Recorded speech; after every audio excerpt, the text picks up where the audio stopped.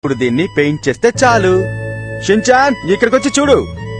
నాన్న సూపర్ గా ఉంది నాన్న, అదరగొట్టారు నాన్న. మీరా కట్టారు దీన్ని? అవును, చాలా బాగా వచ్చింది. అర్రెర్రే, ఏంటి ఇంట్లో ఒకే ఒక రూమే ఉంది? అవును, షీరొక చాలదా? వీడికి ఇల్లు చాలా నచ్చింది అనుకుంటాను నాన్న.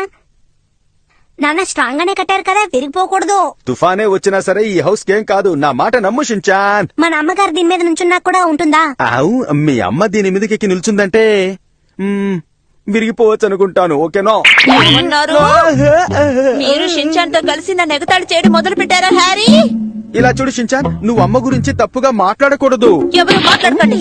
మీరు అనుకున్నది తప్పు అని నేను ఇప్పుడే నిరూపించి చూపిస్తాను. వద్దు మిర్చి, తొందరపడకుండా మాట విని దెబ్బలు తగులుతాయా? అమ్మా, అమ్మా.